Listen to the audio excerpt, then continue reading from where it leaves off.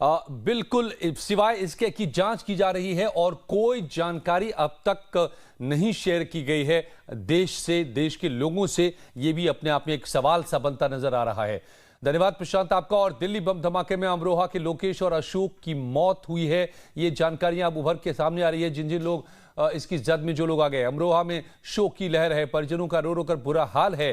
लोकेश अग्रवाल का शव घर पहुंचा है, मातम का माहौल पसर गया है। अशोक कुमार का शव भी उनके घर पहुंचा है। घटना के बाद अमरोहा पुलिस हाई अलर्ट पर है, हर वाहनों की कड़ी चेकिंग भी की जा रही है। दिल्ली काल ब्लास्ट में अमरोहा जिले के रहने वाले 2 व्यक्तियों की मौत हो गई है।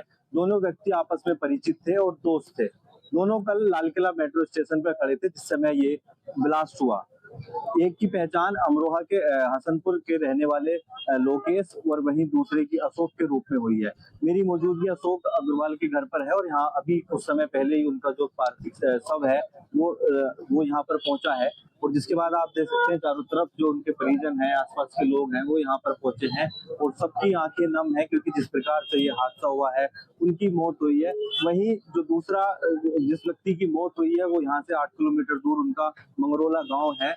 अशोक वहाँ पे दिल्ली में डीटीसी बस पर संवेदना कर्मचारी थे, कंडक्टर थे वो। और लोग दोनों की जो आपस में दोस्ती थी और कल दोनों यहाँ पर मिले थे। इसी बीच ये जो पूरा ब्लास्ट हुआ, इस हादसे में दोनों की मौत हो गई है। परिवार के लोग इस समय गम में डूबे हुए हैं। चारों तरफ जो लोग हैं यहाँ पर संवेदना देने के लिए यहाँ पर पहुंचे, तो देख सकते हैं किस तरीके से जो चारों तरफ जो लोगों की भीड़। दोस्ती उनके साथ कोई राब्ता था? वो तो हॉस्पिटल का रूल है, वो तो उन्हें वहीं पता होगा। या तो हमारे घर आता होगा तो मैं बोलती कि वो आया है।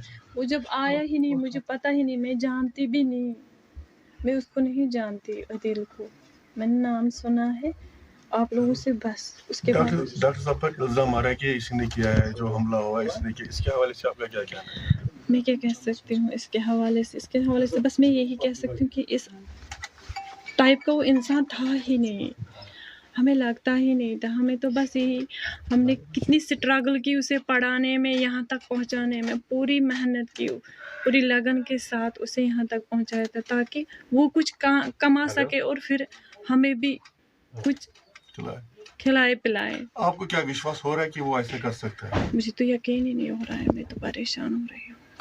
डॉक्टर साहब की शादी हुई है कि नहीं हुई है? एंगेजमेंट हुई थी, शादी नहीं हुई थी।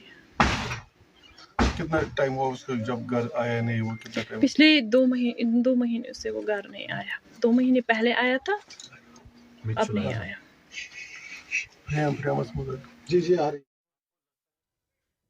उमर की बहन की बातें आप सुन रहे थे। 2 महीने से वो घर नहीं आया था और यकीन नहीं आ रहा परिजनों को कि क्या उसने इस घटना को अंजाम दिया है, जो फिलहाल आरोप है। कुछ ही पलों में लौटते हैं दोनों बड़ी खबर।